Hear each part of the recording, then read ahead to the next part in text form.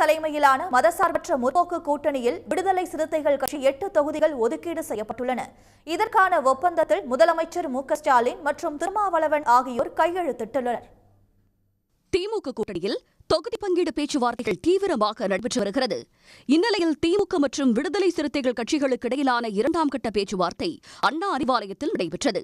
அப்போது விடுதலை சிறுத்தைகள் கட்சிக்கு 6 தனி தொகுதி, 2 பொது தொகுதி என 8 தொகுதிகள் ஒதுக்கீடு செய்வது என முடிவு செய்யப்பட்டது.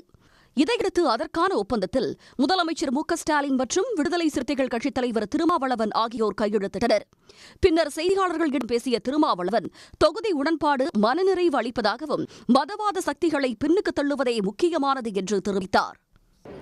என்னுடைய பார்வையில் இன்றைக்கு விடுதலை சிறுத்தைகள் கட்சிக்கு தந்திருக்கிற 8 தொகுதிகளும் கம்யூனிஸ்ட் கட்சிகளுக்கு தந்திருக்கிற 10 தொகுதிகளும் சேர்த்து 18 தொகுதிகள் இடதுசாரி அரசியலை பாதுகாப்பதற்காக போராடக்கூடிய இயக்கங்களுக்கு திமுக வழங்கியிருக்கிறது என்று நான் புரிந்து கொள்கிறேன். 1-2 தொகுதிகளுக்காக முரண்பட்டு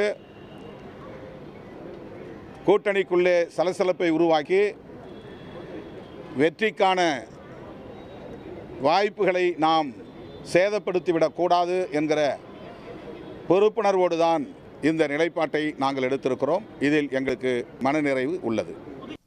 தொகுதி உடன்பாடு ஒப்பந்தம் கையெழுத்தானதை அடுத்து விசிக போட்டியிட விரும்பும் 15 தொகுதிகளுக்கான பட்டியலை திருமாவளவன் வழங்கியுள்ளார். திமுக கூட்டணியில் இதுவரை காங்கிரஸ் கட்சிக்கு 28 தொகுதிகளும், விடுதலை சிறுத்தைகள் கட்சிக்கு 8 தொகுதிகளும், இந்திய கம்யூனிஸ்ட் மற்றும் மார்க்சிஸ்ட் கம்யூனிஸ்ட் கட்சிக்கு தலா 5 தொகுதிகளும், மதிமுகவுக்கு 4 தொகுதிகள் ஒதுக்கீடு செய்யப்பட்டுள்ளன.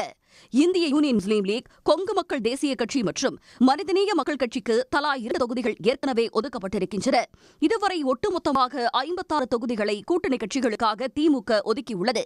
உடனுக்குடன் செய்திகளை தெரிந்து கொள்ள சன் நியூஸ் பெல் ஐகானை கிளிக் பண்ணுங்க.